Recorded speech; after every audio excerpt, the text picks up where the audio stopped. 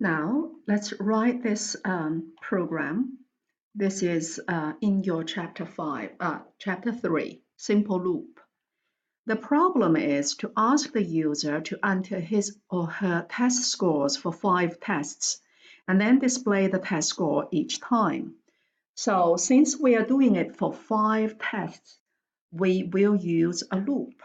And currently, the only loop we have learned is while.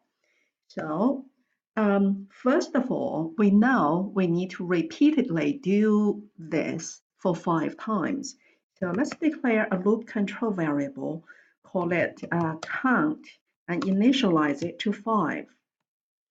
And then we will set up the while loop while count is greater than 0. Okay, so we want to do it 5 times and we start at 5. We need to go down towards 0. So 5, 4, 3, 2, 1. When it's 0, it's already 6. That's why we have a greater than 0. If you do greater than or equal to 0, then it will be 6 times. Okay, that's called the off by 1 error. So it's always 1 less or 1 more. Make sure you do this relational operator correctly. When you start from a number and you want to go down to reach a lower goal, you use greater than, right?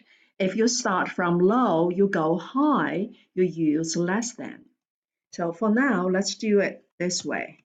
Okay, we have the loop body within the curly braces, and we want to ask the user to enter the test score. Enter your test score. And then we need to read that test score. Well, since we need to read it and put it somewhere, we need to declare a variable to store that. So let's declare another variable. Let's call it test score. And we will use that variable to store the user input. And we want to display just to reassure the user, okay, you entered. Now you can say anything you want, but I'm just doing this. Okay, so this is the task to be repeated. Okay, this is called the loop body. This is the task that you want to do 5 times. Since you want to do it 5 times and you started at 5, each time you do this task, you need to count down. So until you reach 0. From 5 to 0, we need to decrement. So count minus equal to 1, or count is equal to count minus 1, right? So that decrement count by 1 each time. Let's run this program. Okay, here we have enter your test score. I will enter 45.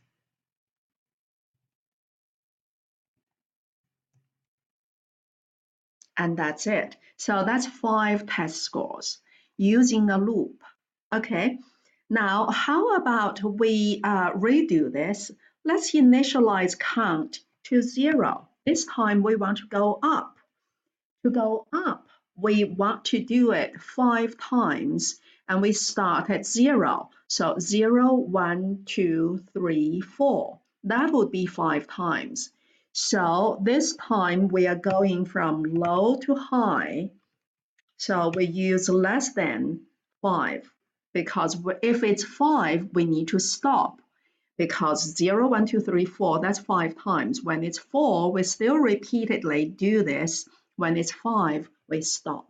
Okay, so we still do this loop body, but then since we are going from low to high, we need to add 1 to count.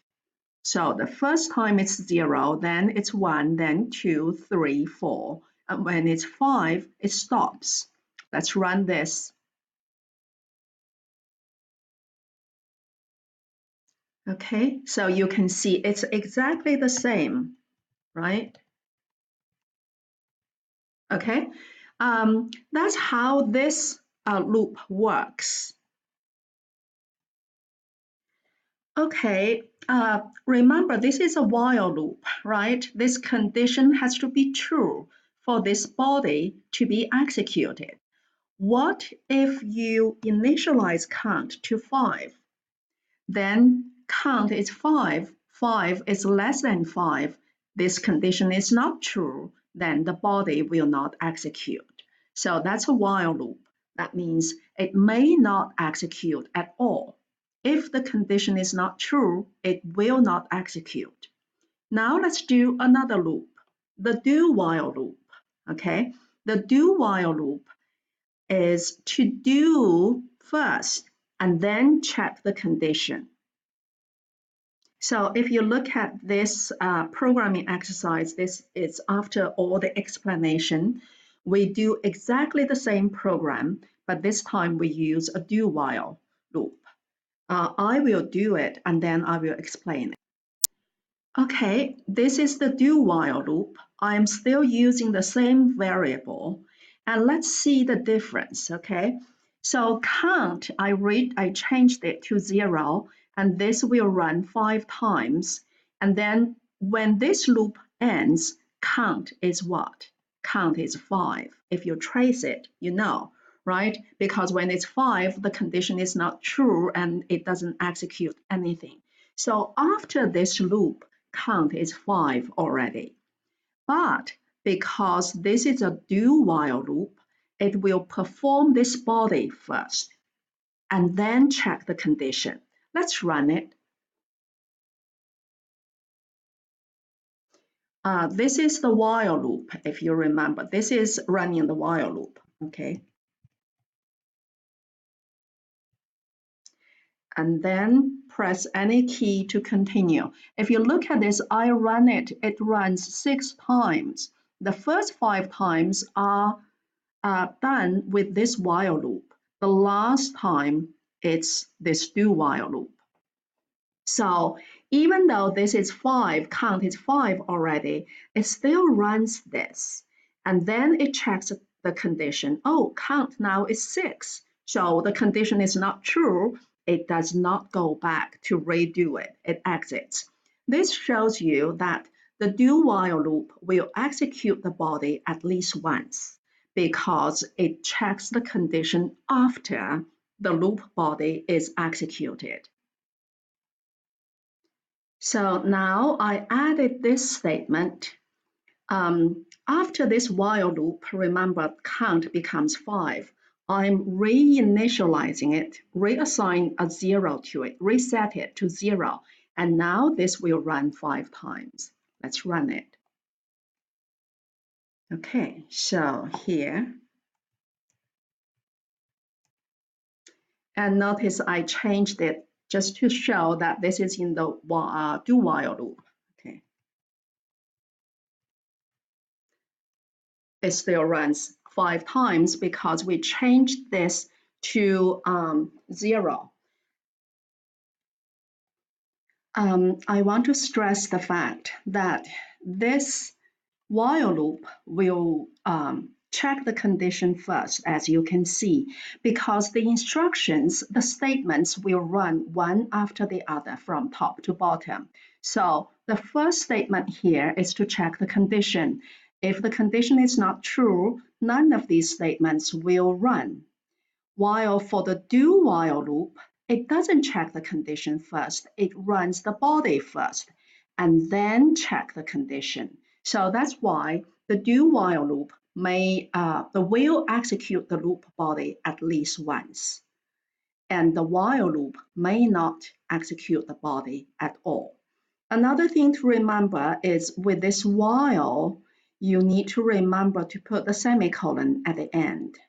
Okay, and also never put a semicolon here in the after the while. The reason is if you put a semicolon there, this is the loop body already. And since it's an empty statement, it will not do anything. That means it will not update the loop control variable, which means the condition will always be true. because it's always 0, and therefore this will run an infinite loop.